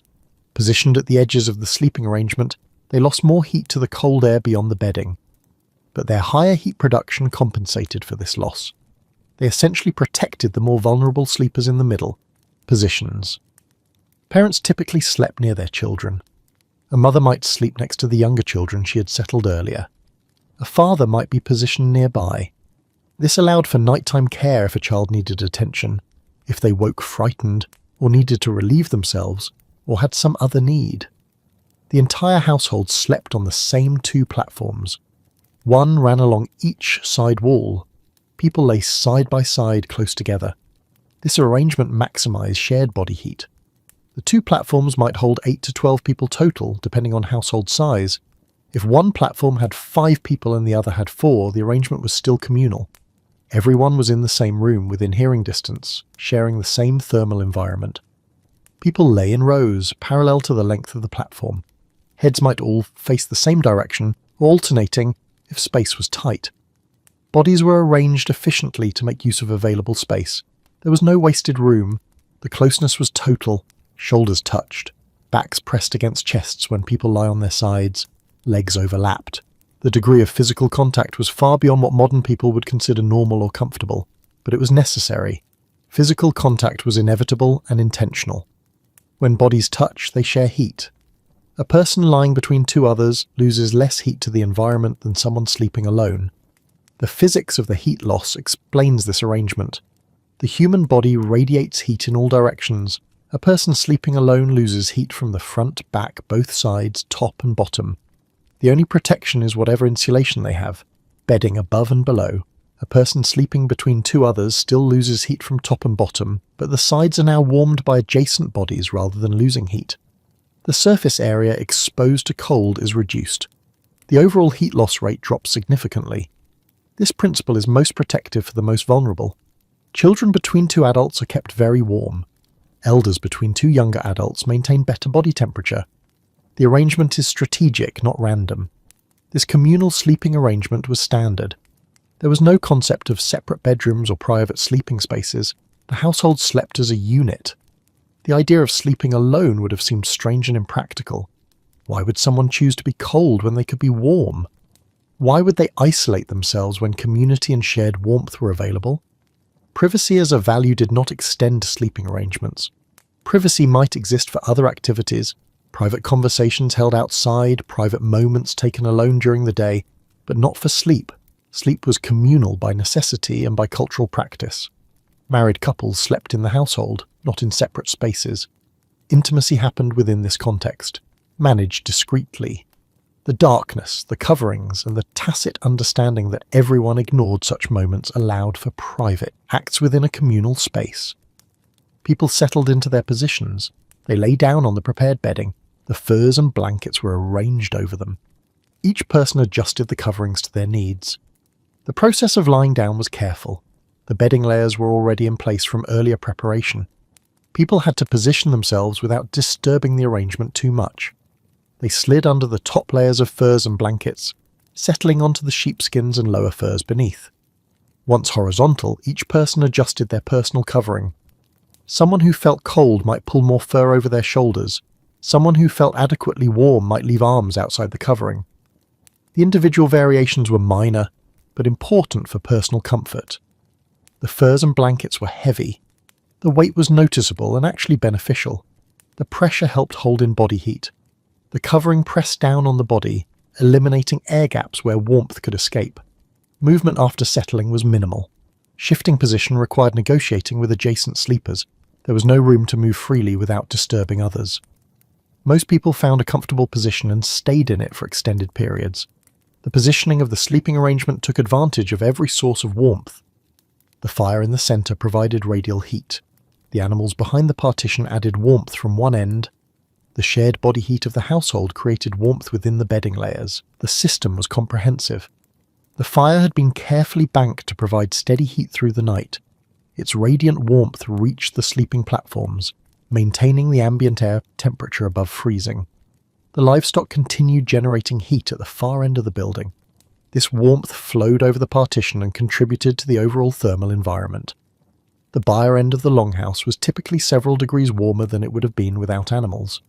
The human bodies themselves were the final heat source. 10 people sleeping close together under insulating layers created a surprisingly warm microclimate. The bedding trapped this collective heat. Inside the sleeping area, next to the skin, the temperature might be 20 to 30 degrees warmer than the ambient air in the hall. All these sources working together, fire, animals, human bodies, insulation from walls and bedding, created a survivable environment. Remove any one element and the system would be compromised. Together, they provided adequate warmth for the household to sleep through the long, cold night. With everyone in position and the bedding arranged, the household was nearly ready for sleep. The fire would need final banking. The hall would grow quieter. But the most important step, getting everyone safely into their sleeping positions, was now complete. Once in position on the sleeping platforms, people added their final layers of warmth. This was not about removing clothes for bed, but about adding insulation. Most people kept on their undergarments. A linen or light wool tunic provided a base layer. This wickeded moisture away from skin and provided a smooth barrier between skin and rougher outer materials. Over this, many people would pull on additional clothing items or simply use daytime clothes as extra blankets. Wool tunics and wool pants that had been worn during the day became part of the sleeping layer system. The most important addition was the cloak. This was a large rectangular piece of heavy wool that served as an outer garment during the day. At night, it became a blanket. Cloaks were substantial, thick, densely woven wool that provided significant insulation. During cold weather, this garment could make a crucial difference in maintaining body warmth. The principle was layering. Each layer of fabric trapped air. The air between layers was warmed by a body heat. Multiple thin layers often worked better than one thick layer because they created more air pockets. Furs were pulled up from below and laid over from above. The sleeping person was surrounded by insulating materials. Below was sheepskin. Above were more furs and woolen blankets. The person's own clothing and cloak added layers in between. The goal was to create a cocoon of warmth. Body heat generated by metabolism would be trapped in this surrounding insulation. As long as heat production exceeded heat loss, the person would stay warm through the night. This system required no external heat source once established. The body itself was the furnace. The layers simply prevented that heat from escaping too quickly. With everyone settled on the sleeping platforms, the final and most critical fire management task took place. The fire had to be prepared for the long night ahead. Someone, usually whoever had been designated firekeeper for the night, approached the hearth. The fire was currently burning well, with visible flames and good heat output. The process of banking began with examining the current state of the fire. The keeper looked at the size and distribution of the coals, the amount of remaining fuel, and the intensity of the burn. The goal was to create a slow, steady burn that would last many hours. The fire needed to continue producing heat all night, but without consuming fuel too quickly or requiring frequent tending. The keeper began by allowing the current flames to burn down somewhat. No new fuel was added for a time. The fire settled into a bed of hot coals. Then carefully selected pieces of peat were placed on these coals. Peat was ideal for overnight burning. It combusted slowly and produced sustained heat. The pieces were arranged to allow some air circulation, but not so much that they would burn quickly. More peat was added, creating a thick layer over the coals. The firekeeper shaped this layer carefully, creating a mound that would burn from the inside out. The top was partially covered with ash. This insulating layer slowed the burn rate even further. The ash kept heat in while limiting oxygen. The result was a fire that would glow rather than flame. It would produce steady radial heat for hours. The coals would remain hot until morning, when they could be stirred and new fuel added to create flames again. The smoke flaps were adjusted for nighttime conditions. The openings were reduced slightly to retain more heat while still allowing smoke to escape. With the fire properly banked, the heat source was secured for the night. In households that had them, box beds provided an additional layer of warmth. These were sleeping spaces enclosed by wooden panels on 3 sides and a curtain across the front. Not every longhouse had box beds. They represented additional construction effort and materials. Wealthier families or those with skilled carpenters were more likely to have them. Where they existed, box beds were built into the structure along the sleeping platform areas. The wooden panels created walls around a sleeping space large enough for 2 or 3 people. The front of the box bed had a curtain that could be closed. This was typically made of heavy wool fabric. When drawn, it sealed the sleeping space. The advantage of a box bed was the reduction in volume that needed to be heated. Instead of heating the entire longhouse, a person in a box bed only needed to warm the small enclosed space around them. Body heat accumulated in this confined space. 2 or 3 people sleeping in a box bed would quickly warm the air inside. The wooden walls and curtains prevented this warmth from escaping. As people settled for the night, those with box beds closed the curtains. The curtain was tucked around the edges to minimize drafts. The sleepers were now in their own small environment. Inside a box bed with the curtain closed, the temperature could be 10 or 15 degrees warmer than the main hall. This microclimate was maintained entirely by body heat and insulation. For those without box beds, the principle was the same but less pronounced. The bedding layers created a similar effect, a personal envelope of Rapstu warmth around each sleeper. With the fire banked and everyone in their sleeping positions, the longhouse entered its nighttime state. The atmosphere changed completely from the active evening hours. The light level dropped dramatically. With no flames, only the dull glow of banked coals provided illumination. This was barely enough to see shapes and outlines. Most of the hall was in darkness. The glow from the coals was red-orange, not the yellow-orange of active flames. It was dim enough that eyes had to be fully dark adapted to make use of it. Someone first entering from outside, or first opening their eyes after closing them, would see almost nothing. The coals themselves were visible as areas of dull red. The stones lining the hearth retained heat and were also slightly visible, darker red shapes in the blackness. The outline of the hearth could be discerned by someone looking directly at it. Beyond the immediate hearth area, darkness was nearly complete. The sleeping platforms were barely visible as darker masses against the walls. Individual people were not distinguishable, just an undifferentiated dark expanse where the household slept. The ceiling remained invisible.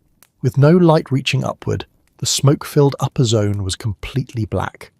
The roof timbers could not be seen. The height and volume of the space was suggested only by the way sounds echoed slightly in the darkness above. The temperature began a slow decline. With the fire at low output, less heat was being generated. The thick walls prevented rapid heat loss, but gradually the interior would cool over the course of the night. The rate of cooling depended on multiple factors. Outside temperature made a difference. The colder it was outside, the faster heat leaked through the walls despite their thickness. Wind affected the rate. Strong winds increased heat loss around the door and through small gaps. The thermal mass of the walls slowed the cooling process. The walls themselves had been warmed during the evening. Now they have released that stored heat gradually, helping maintain interior temperature even as active heat production decreases. In the area immediately around the hearth, the temperature might drop only slightly, perhaps from 55 degrees to 50 degrees over the course of the night. The banked coals continued to produce significant heat even without visible flames. Farther from the fire, on the sleeping platforms, the temperature would drop more noticeably. It might go from 50 degrees to 45 degrees, or even lower near the walls. By morning, the sleeping areas could be in the low 40s or upper 30s depending on conditions. Sounds changed. The crackling of active flames was gone. Occasional soft sounds came from the coals. Quiet pops as small pockets of gas escaped, nearly inaudible shifting as fuel pieces settled slightly. The breathing of sleeping people became audible. 10 or more people breathing created a noticeable sound, a rhythmic susurration that filled the darkness. The breathing was not synchronized, creating a complex pattern of overlapping inhalations and exhalations. Individual breaths were mostly quiet, but the cumulative effect was significant. In the still darkness, this collective breathing was one of the few sounds. It marked the space as inhabited, as a place of life rather than emptiness. Occasionally someone would shift positions slightly, creating a rustle of furs and blankets. Someone might cough or clear their throat. A child might murmur in sleep. These small sounds punctuated the steady rhythm of breathing. From the byre came quiet sounds from the animals. Cattle occasionally shifted their weight or exhaled more heavily. A sheep might bleat softly. These sounds were muffled by the partition, but still audible in the quiet hall. The animals were mostly at rest, but not deeply asleep. Cattle and sheep sleep lightly, remaining somewhat alert to potential danger. They rested while maintaining a low level of awareness. Smoke continued to rise from the banked fire, but less visibly. The smoke in the upper part of the hall remained, creating a layer that helped trap heat below. The smoke flow was slower without active flames. The updraft was weaker, but smoke still rose from the hot coals, still accumulated in the upper zone, still found its way out through the roof vents. The vents remained partially open, allowing smoke to escape slowly. The opening was smaller than during active burning, retaining more heat but still permitting adequate ventilation to prevent dangerous smoke accumulation. The layout of the space was barely visible.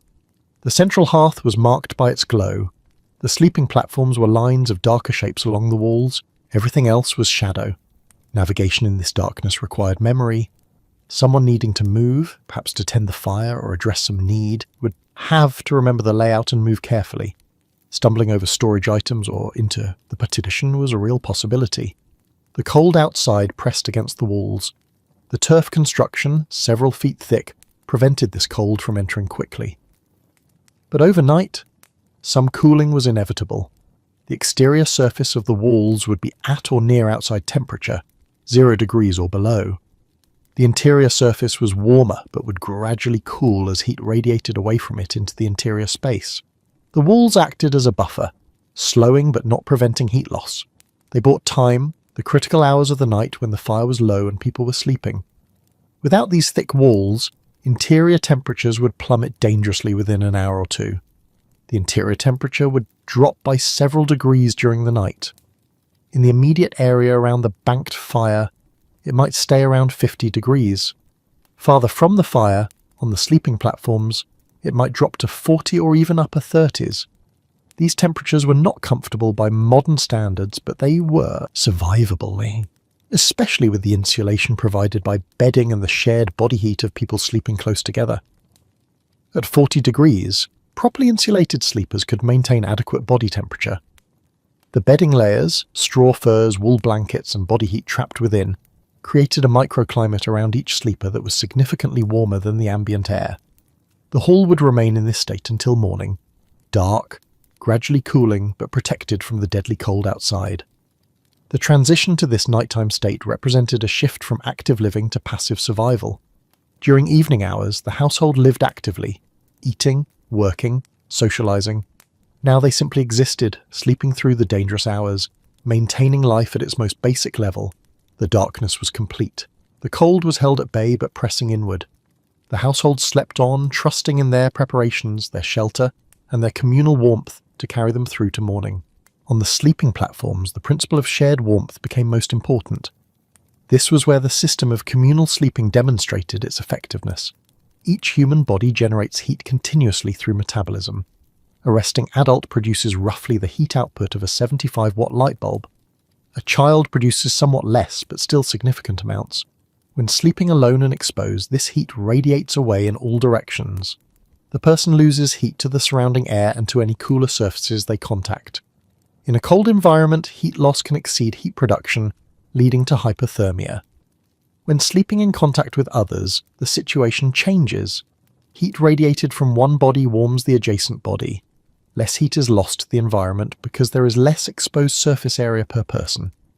A person sleeping between two others still loses heat from top and bottom, but the sides are now warmed by adjacent bodies rather than losing heat.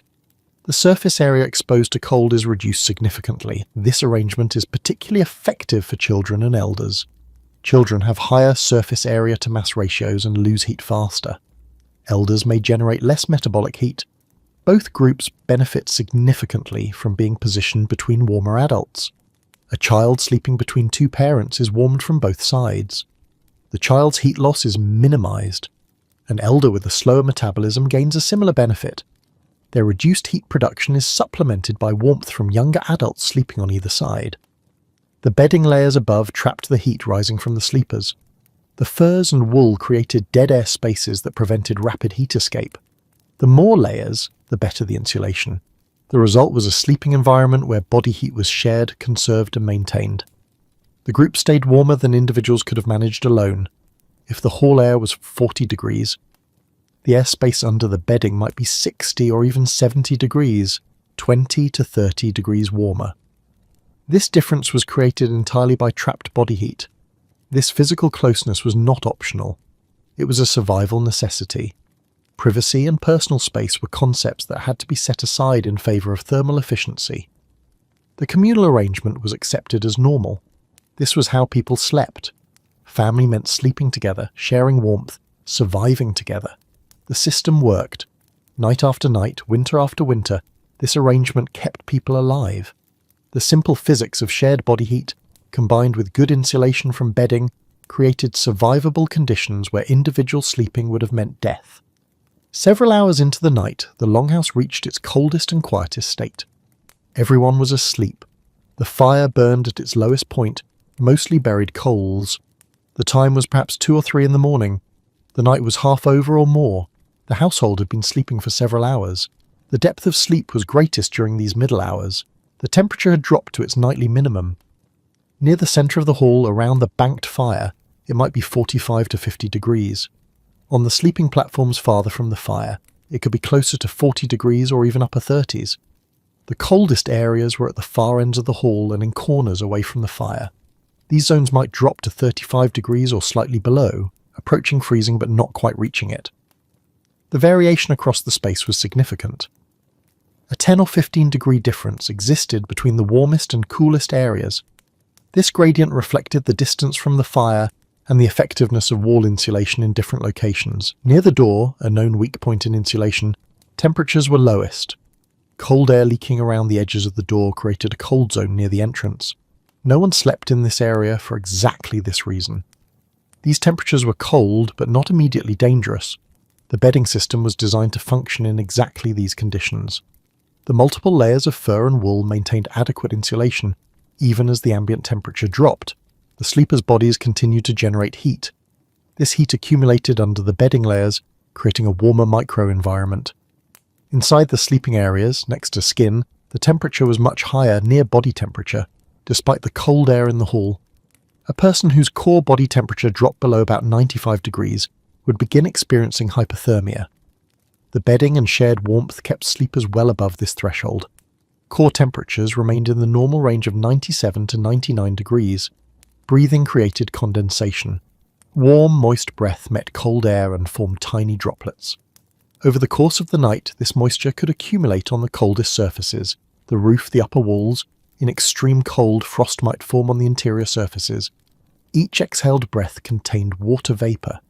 This vapour came from the lungs, where it had evaporated from the warm, moist lung tissue. When this warm, saturated air met cold surfaces, the water vapour condensed back into liquid.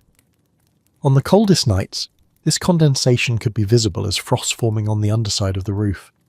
The roof, being in contact with outside air, was the coldest surface in the building. Water vapour rising through the smoke layer would freeze on contact with the cold roof timbers. By morning, a thin layer of frost might coat parts of the ceiling, visible when the fire was rebuilt and light returned. This frost would melt as the interior warmed during the day, dripping down occasionally. The walls, being thicker and having more thermal mass, were less likely to reach freezing on their interior surfaces, but they could still be cold enough to cause condensation. A sheen of moisture might form on the interior wall surface on very cold nights. This moisture accumulation was part of winter life in the longhouse. It was not ideal. Excess moisture could damage stored materials and make the space feel damp, but it was unavoidable given the temperature differences and human respiration. The animals in the byre continued to provide background warmth. Their larger bodies generated more heat than humans. Even during the deep night, the cattle radiated significant thermal energy that helped keep the building above freezing. The 3 cows, even at rest, continued producing roughly 1,500 watts of heat each, about 4,500 BTUs per hour total. The sheep and goats added perhaps another 1,500 BTUs per hour. This steady heat output never stopped. The warmth from the animals flowed over the partition into the main hall. While the effect was most noticeable at the byre end of the building, the heat contributed to the overall thermal environment throughout the space. Without the animals, interior temperatures would be several degrees colder.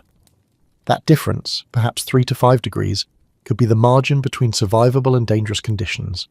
Occasionally, someone might stir, adjusting position or pulling coverings closer. But mostly the household slept on.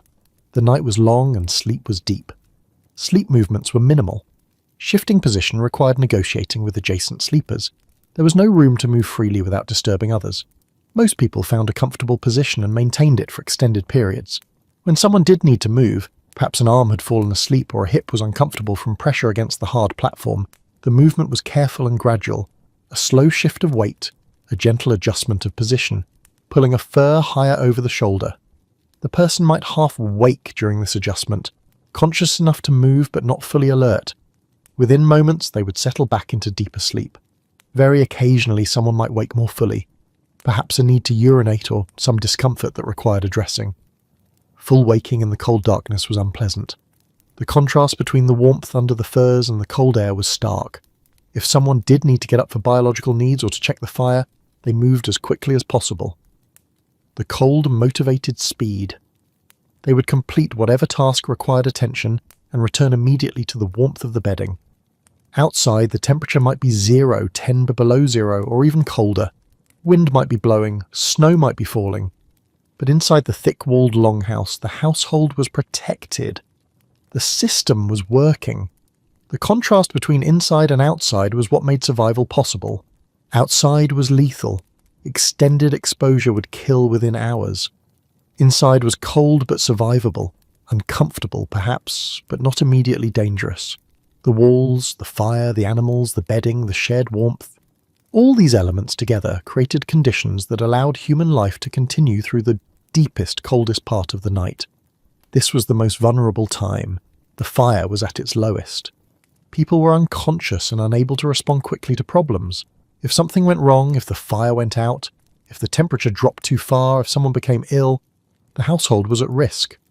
But night after night, the system proved reliable. The carefully banked coals retained enough heat to prevent temperatures from dropping to dangerous levels. The thick walls slowed heat loss enough that the interior remained survivable. The bedding and shared warmth kept people adequately insulated. The deep night passed slowly, hour after hour of darkness and cold. But the household slept on, protected by generations of refined survival knowledge, waiting for the dawn that would eventually come. Throughout the night, the livestock at the far end of the longhouse continued their contribution to the household's warmth. Their presence was constant and reliable. Cattle are large animals with high metabolic rates. A mature cow weighs around 1,000 pounds or more. To maintain body temperature and support such a large mass, the animal must generate significant metabolic heat continuously. The metabolic rate never stops. Even sleeping cattle produce heat constantly. The digestive process, which continues through the night as the animal processes hay consumed during the day, generates additional heat.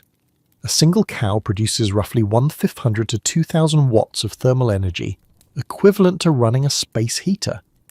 This is not an analogy or approximation, but a real, measurable heat output that can be detected with instruments.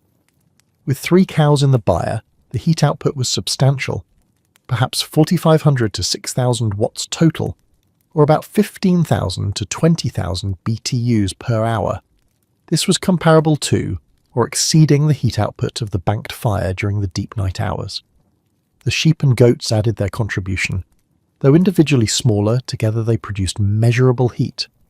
A sheep generates perhaps 300 to 400 watts. 6 sheep meant another value of 800 to 200 watts, roughly 6,000 to 8,000 BTUs per hour.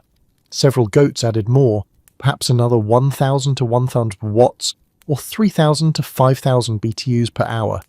The combined livestock heat output was perhaps 25,000 to 30,000 BTUs per hour, more than the banked fire produced during the coldest part of the night. Even though they were behind a partition, this heat flowed into the main hall. Air circulation, driven by temperature differences, carried warm air from the byre over the partition into the living space. The physics of this heat transfer was straightforward. Warm air bja, warm air rises. The air warmed by the animals' bodies rose to the top of the byre space. Since the partition was only waist high, this warm air flowed over the barrier into the main hall. Once in the main hall, the warm air mixed with the cooler air, raising the average temperature. The effect was most noticeable at the byre end of the hall, but contributed to the overall thermal environment throughout the space. Without this animal contribution, the interior temperature would drop by several degrees, perhaps 3 to 5 degrees on average, more at the byre end of the hall. This difference could mean the difference between survivable conditions and dangerous cold. The animal's breathing also added moisture to the air. This moisture content actually helped with comfort. Extremely dry air feels colder and is harder on respiratory systems. Each breath an animal exhaled contained water. Vapor.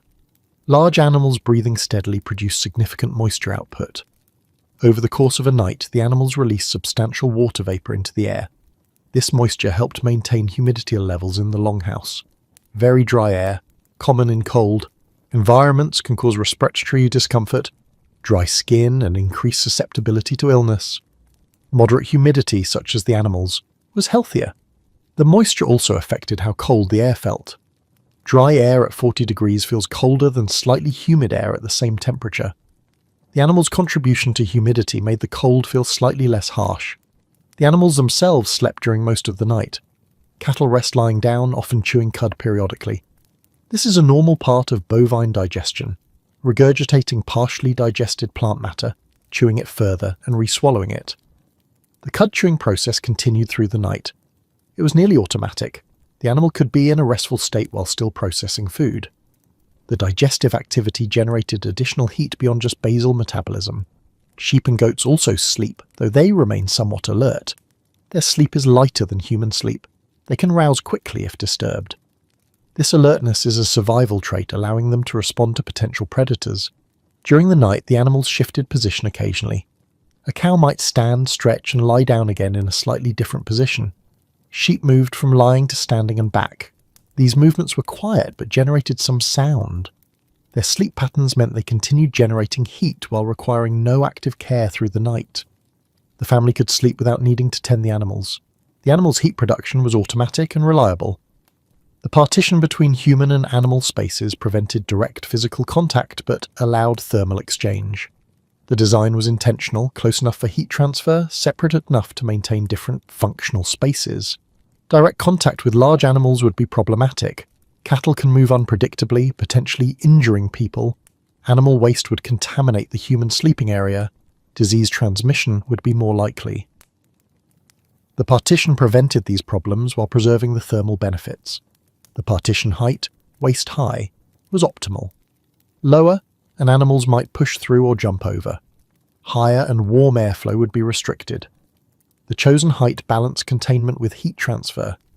The visual separation also mattered psychologically. While people were accustomed to animal presence, completely sharing space would blur distinctions between human and animal domains. The partition maintained appropriate boundaries. In the morning, the animals would need attention, feeding, milking the cows, checking health, but through the night they simply existed, living furnaces that asked nothing of the sleeping household while providing continuous warmth. This symbiotic relationship was repeated in countless longhouses across Scandinavia. It represented elegant problem-solving, meeting multiple needs with a single solution. The animals needed shelter from the deadly cold, the humans needed supplemental heat, bringing them together solved both problems. The arrangement also demonstrated deep understanding of thermodynamics, though not expressed in those terms. The Vikings recognized empirically that large animals generated substantial heat, and that this heat could be captured and used. The longhouse design, with its integrated byre and low partition, showed that this principle had been refined over generations. This integration of human and animal spaces under one roof was characteristic of Northern European cold climate architecture. Similar arrangements existed in other cultures facing similar challenges. The principle was universal: make use of every available heat source. As the night progressed toward dawn, the animals continued their steady heat output. When morning came and the fire was rebuilt, the animals' contribution would become less critical. But through the coldest hours, when the fire was lowest and people were most vulnerable, the livestock provided a thermal foundation that supported survival. In the hours before dawn, the night reached its coldest point. This was typically between 4 and 6 in the morning, when the banked fire had burned lowest and outdoor temperatures hit their minimum. The interior temperature would be at or near its lowest. If the hall had been 45 degrees earlier, it might now be 40 or even 38 degrees in areas farthest from the fire. The bedding system had to work the hardest during these hours. The insulation provided by furs and wool was now critical. Without these layers, the sleeping household would be in danger of hypothermia. Body heat production slowed during sleep. Metabolism decreased. People generate less heat when resting than when active. This made the pre-dawn hours the most vulnerable time.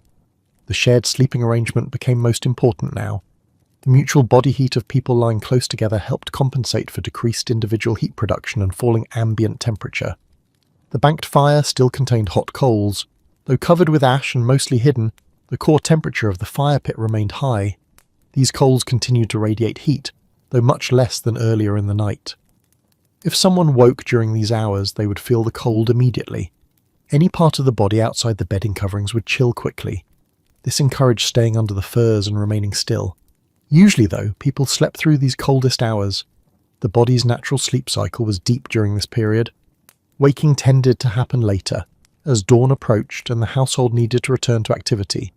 The pre-dawn cold was temporary. Within an hour or two, someone would wake and tend the fire. New fuel would be added, flames would return, warmth would increase, the coldest part of the night would pass. The household's survival through these hours demonstrated the effectiveness of the complete system. The thick walls prevented rapid heat loss. The banked fire maintained baseline warmth. The animals continued their heat contribution. The bedding insulated sleepers. The shared body heat compensated for individual limitations. Each element alone would have been insufficient.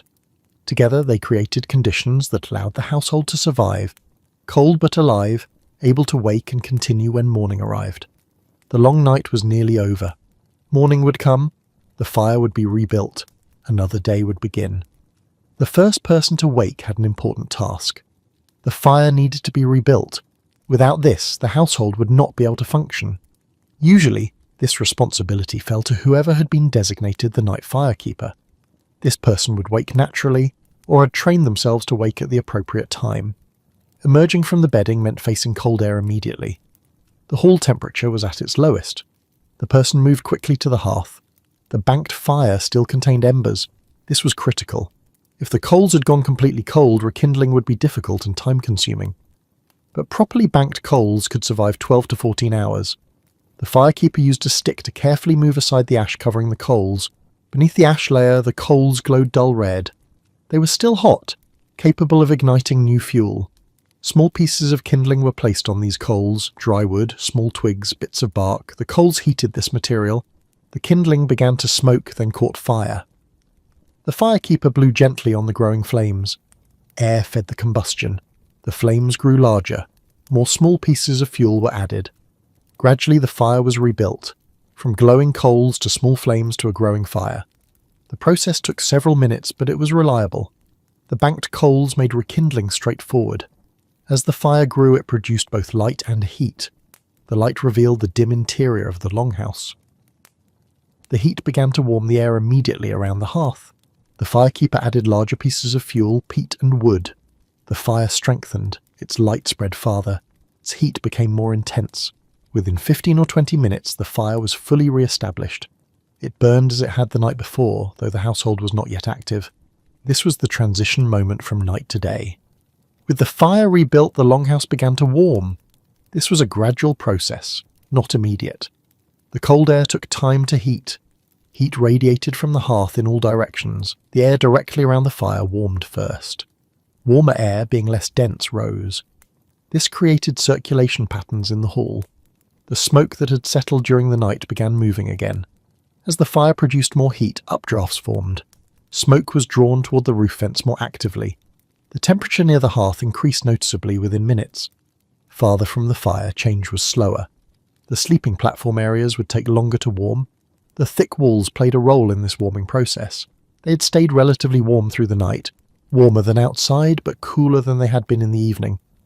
Now they began absorbing heat from the air, which slowed the warming but would later help maintain the temperature.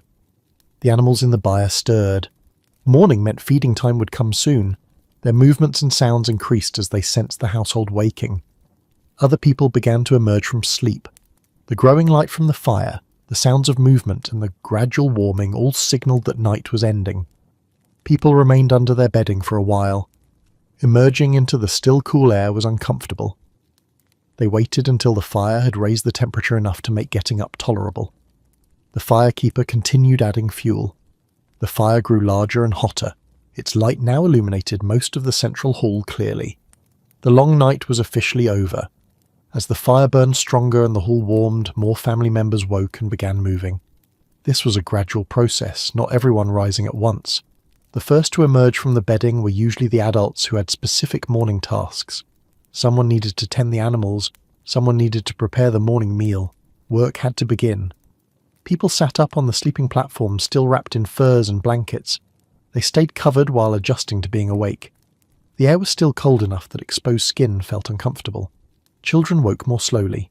They had slept deeply through the cold pre-dawn hours, insulated between adults. Now they stirred, reluctant to leave the warmth of the bedding. The morning routine involved getting dressed for the day's activities. This meant adding outer layers over the undergarments that had been worn for sleeping. Wool tunics, wool pants, and leather boots. All were put on while still on the sleeping platform. Once dressed, people climbed down from the platforms and moved toward the fire. The warmth near the hearth made the transition from sleep to activity easier. The animals called for attention. Their sounds were more insistent now. Someone moved to the partition with hay. Morning feeding began. The sleeping platform areas were left as they were for now. The bedding would be rearranged later in the day. For now, the focus was on warming up and beginning daily tasks. People gathered near the fire, extending hands toward the heat. The cold of the night was still in their bodies. The fire's warmth was welcome and necessary. Gradually, the household came to full activity. The long night had passed. Another day of winter had begun. The cycle would repeat when darkness returned. The survival of this household through the winter night demonstrated a system that functioned reliably. Multiple elements worked together to maintain survivable conditions. The longhouse structure provided the primary defense. The thick turf walls, 3 feet or more of compacted earth, created substantial insulation. This prevented the deadly outdoor cold from penetrating rapidly into the living space. The curved walls bore the weight of accumulated snow without collapsing. The snow itself added another layer of insulation on the roof, helping trap heat inside. The central hearth design was efficient. Positioned in the middle of the space, it distributed heat evenly to both sides. The radiant heat reached the sleeping platforms along both walls. The fire management system worked effectively. The banked coals survived the night, making rekindling straightforward.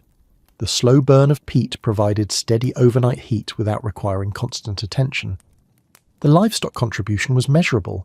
The animal's body heat raised the ambient temperature by several degrees. This supplemental warmth reduced the burden on the fire and made the overall temperature more survivable. The bedding arrangement was well designed. Multiple layers of fur and wool trapped body heat. The raised platforms kept sleepers out of the coldest floor-level air. The communal sleeping arrangement was thermally efficient. Shared body heat meant each person stayed warmer than they could have alone. Children and elders particularly benefited from this arrangement. The evening meal provided internal fuel. The high-calorie, high-fat food generated metabolic heat that lasted through the early night hours, when it was most needed. Each element alone would have been insufficient. Together they created a complete system. The thick walls without the fire would still be too cold. The fire without the walls would waste heat. The bedding without shared body heat would be less effective. This integrated approach characterized Viking winter survival. Nothing was left to chance. Every aspect of shelter, heating, and sleeping arrangements had been refined over generations to create a reliable system. The household had survived another night. In the morning they were cold but alive, able to continue their winter existence until spring. As morning arrived in the longhouse, another winter night had passed. The family had survived the cold and darkness once again. The methods they used were practical, developed over many generations. The thick-walled longhouse, the central fire, the animal heat, the layered bedding, and the shared sleeping.